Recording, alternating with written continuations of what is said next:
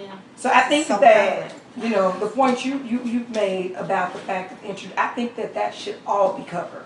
Because when I was younger, I mean, we knew about toys, but we never knew to the extent of, you know what I'm saying? So I think that it should be, when you have that conversation with your child, it should be, you should cover everything.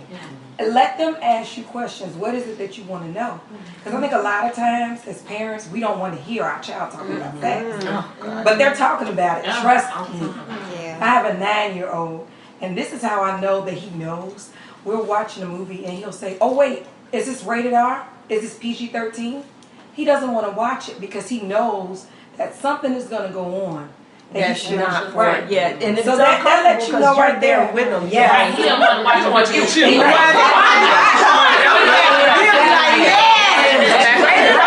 Hold on, right? Exactly what I'm saying. So I think as parents, you do have to know your children, but at the same time, we have to be honest with ourselves. Like they say, cell phones.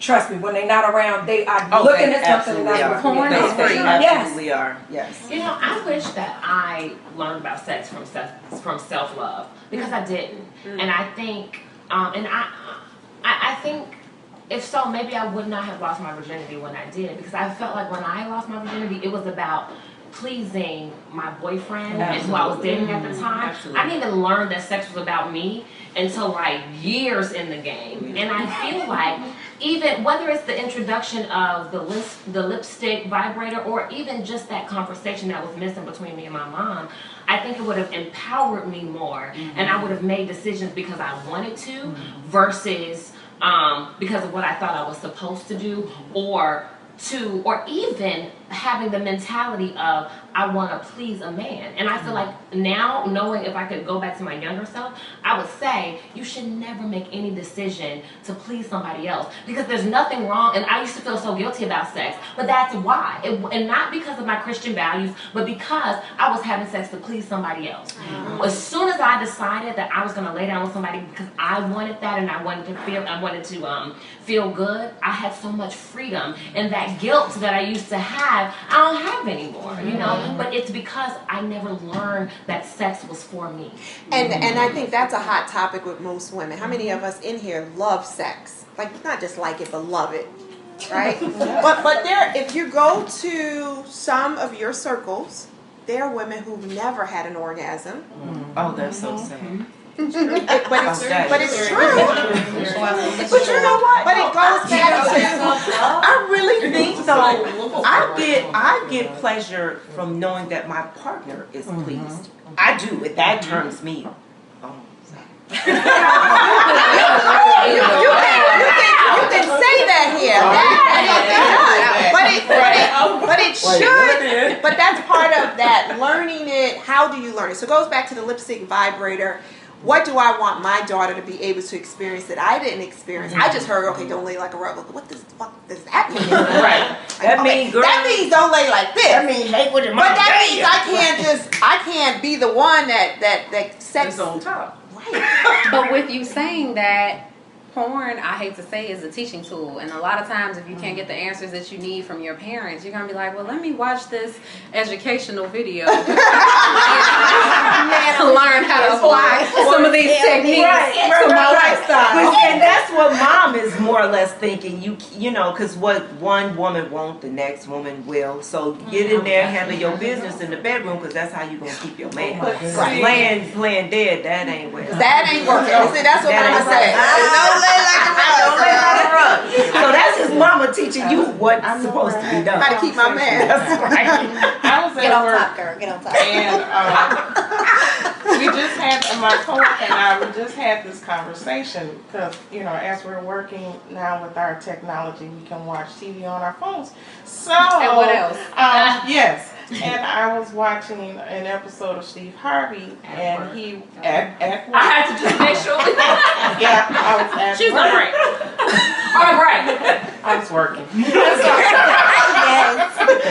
And so the episode was talking about a couple who the guy wanted his wife to talk dirty to him.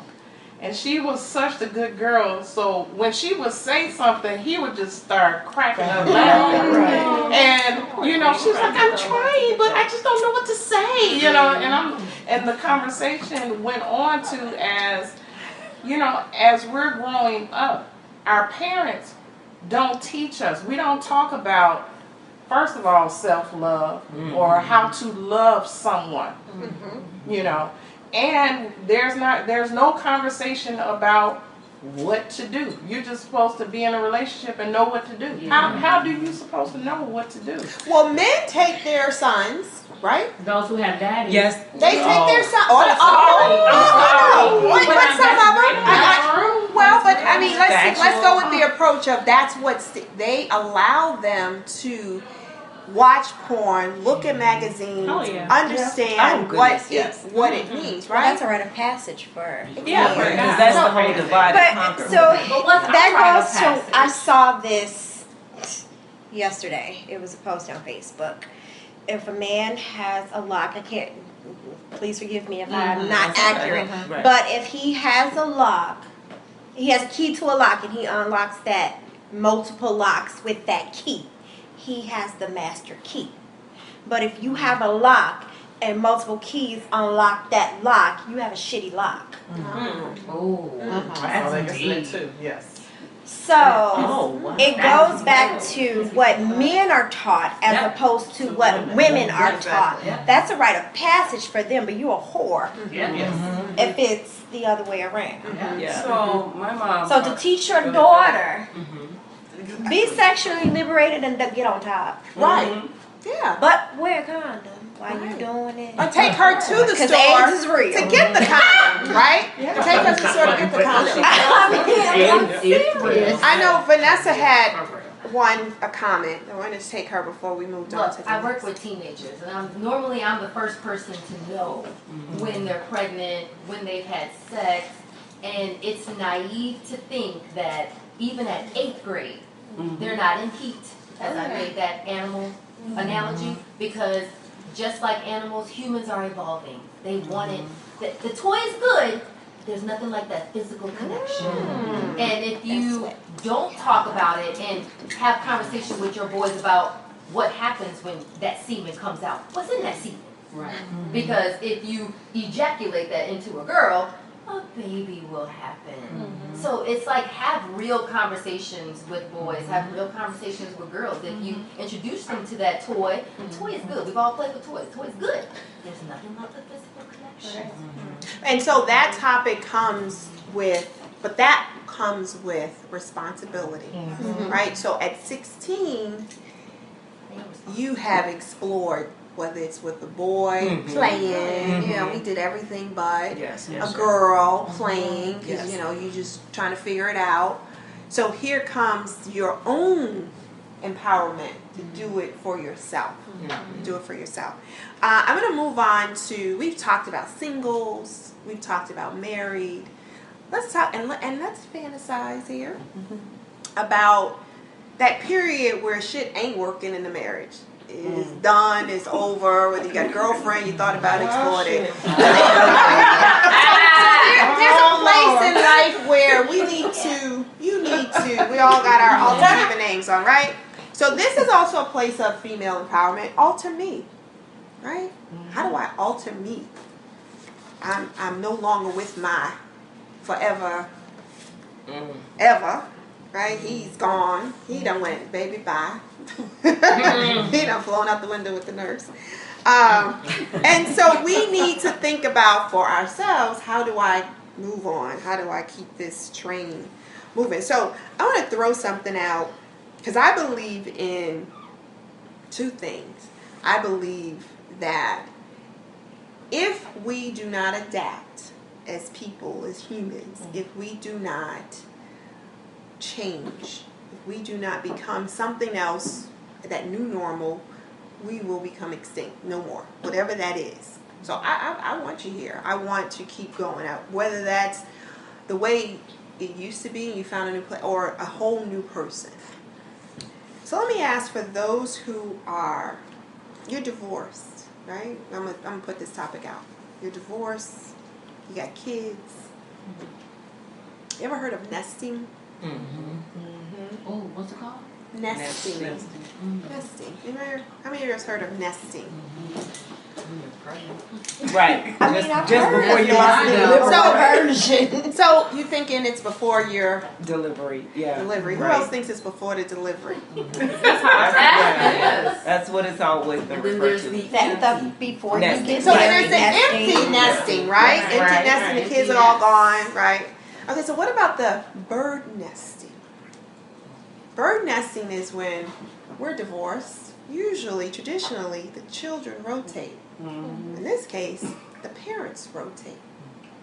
We keep our house, and on 1 week, mom is here, and he's somewhere else. Yeah. So nesting allows you to come into the house, and the kids stay, and then husband leaves, ex-husband leaves, and then you come in the house, and then you leave. Who thinks that that's a topic or a dynamic that could work for them? No. I'm divorced, and that ain't working. Okay. I don't want him in my space. Ah. I don't want to smell him no more. I don't want to see him anymore. So the kids go to him, or Yes. they stay with me. Right. So no. So no. Yeah. I feel like it would be like that movie, War of the Roses.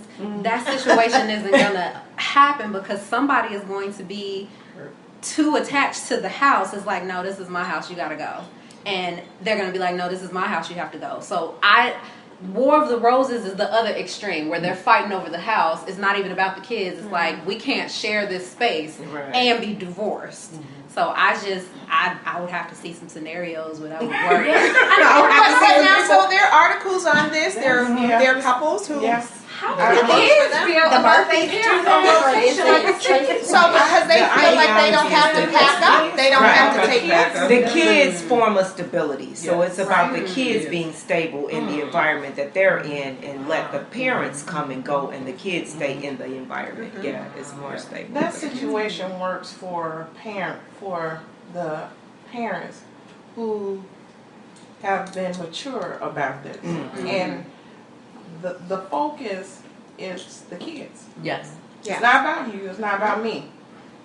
The kids. This is where they may have, they've been born and raised. We have rocked their world enough by us not being husband and wife. So let's not take them out of their comfort zone. Yeah.